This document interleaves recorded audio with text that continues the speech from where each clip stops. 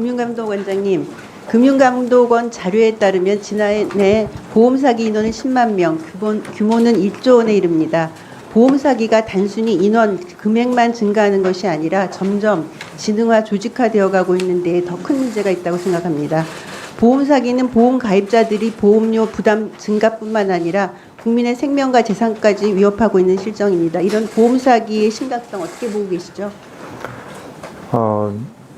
저도 사실은 이제 보험사기 관련돼서 여러 가지 보험사에 대한 어쨌든 손해를 가하는 문제뿐만 아니라 그로 인해서 전체적으로 사회 시스템에 큰 부하가 걸린다는 그 의원님 지적에 동의하고 이제 그런 어떤 반성의 기초에서 저희 자체도 이제 보험사기에 대한 어떤 보험사와 이제 협력해서 가동 시스템을 가동하고 최근에 이제 중앙지검이라든가 국무조정실과 여러 가지 좀 추가적인 조치를 하기 위한 노력을 하고 있습니다.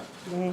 현행 보험사기 방지특별법에 따르면 수사기관은 보험사기 행위 수사를 위해서 심평원의 입원 적정성 심사를 의뢰할 수 있다고 규정하고 있지만 심평원의 인력 부족으로 약 2년이 걸릴 정도로 심사 결과 회신이 늦어져서 신속한 보험사기 수사가 어렵습니다. 알고 계신가요? 예, 경찰청에서 사실은 여러 가지 그런 점검을 위해 심평원에 의뢰를 많이 하는데 그게 늦어져서 사건 처리가 늦어지고 있다는 그런 상황에 대해서는 파악하고 있습니다. 네, 이런 문제를 해결하기 위해서 금융위, 금감원, 경찰 등 유관 기관들이 모여서 보험조사협의회를 만들고 여러 차례 회의를 했지만 몇 가지 쟁점에서 아직도 큰 진전을 보지 못하고 있습니다.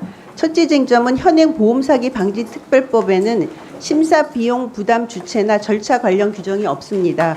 지난 9월 금융위 보험조사협의회에서 심평원 입원 적정성 심사 비용을 수사기관이 부담하는 특별법 개정이 논의된 것으로 아는데 심사 비용 부담 주체와 관련해서 금감원의 입장은 무엇입니까? 의원님 지적하신 것처럼 심평원 측에서는 사실 인력이라든가 비용 때문에 그 어려움을 토로하고 있고 관련된 기관들에 대해서 어느 기관이 그 비용을 부담하건 간에 이 문제를 해결해야 됐다고 공감대가 모아지고 있어서 그 관련된 법령만 조치가 된다면 저희도 즉각적으로 경찰청 등과 협의해서 필요한 조치를 취하려고 지금 내부 검토를 하고 있습니다. 둘째 쟁점은 보험사기 적발 강화를 위해서는 심사 결과 회신기일, 혐의자별 입원 기간의 합산평가 등 구체적인 기준 마련과 함께 수사 종결 여부, 심사 결과 인용률 등의 정보가 필요한데 경찰에서는 정보 공유는 법적 근거가 필요하다는 입장입니다. 이에 대해서는 금감원은 어떤 입장을 갖고 계십니까? 그런 심평원의 어려움에 대해서도 사실은 저희도 이해는 하고 있고 그리고 경찰청 수사기관 입장에서는 아마 수사의 구체적인 내용이 되는 개인의 정보라든가 그 해당 개인과 관련된 혐의사실 공표가 어려운 점이 있어서 어느 정도 조금 그거는 제도적 보완이 좀 필요하다고 이렇게 생각하고 있습니다. 네. 셋째 쟁점은 법원 판례에서 심평원 자문의사의 증인 불출성에 따른 증거 능력 부재, 심평원 입원 적정성 평가의 공신력 부정, 중립적인 위치인 제3자로 보기 어렵다면서 심평원을 평가자로서의 지위를 부정하는 등 심평원 심사 자체에 대한 부정적인 견해가 있는데 이를 해소할 수 있는 방안이나 혹은 심평원을 대신할 다른 평가 기구가 있다고 생각하십니까?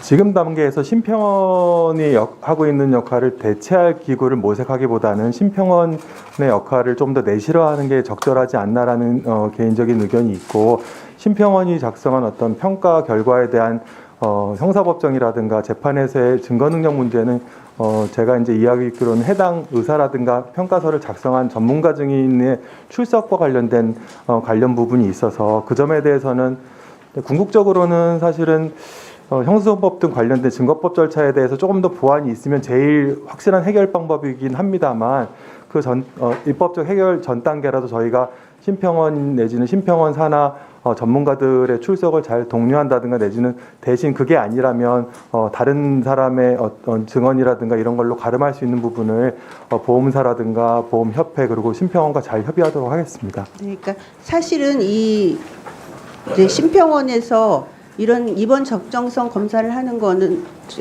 심사를 하게 된 거는 법에서 할 수 있다는 규정에 의해서 지금 하고 있는 거잖아요. 그러면은 당연히 심평원이 역할을 제대로 할 수 있도록 뭐 인원도 있어야 되고 예산도 뒷받침돼야 되는데 그런 안이 없는 것들부터 이제 그래서 이런 것들은 좀 더 많이 금감원도 관심을 갖고 대처해 주셔야 된다고 생각합니다. 1분 더 주세요. 2005년 강호순 사건 이후에 범정부적 차원의 보험범죄 근절 대책에 따라서 서울중앙지검에 정부합동보험범죄단 대책반이 설치 운영됐었죠. 그런데 2017년 협의회 형태로 이게 운영되었고 변했죠. 2019년은 대검으로 이관된 후에는 유명무실한 상태가 됐습니다. 현재는 중앙지검으로 재이관이 됐고 아직 어떠한 구체적 활동 계획은 없는 상태라고 합니다. 근데 현재 이 협의체 상태로 남아있는 정부합동보험범죄 전담 대책반을 다시 활성화할 필요는 없는지, 그리고 만약에 활성화할 필요가 있다면 이 과정에서 금감원은 어떤 역할을 할 것인지 또 그 구체적인 방안을 말씀해 주시면 좋겠습니다. 예.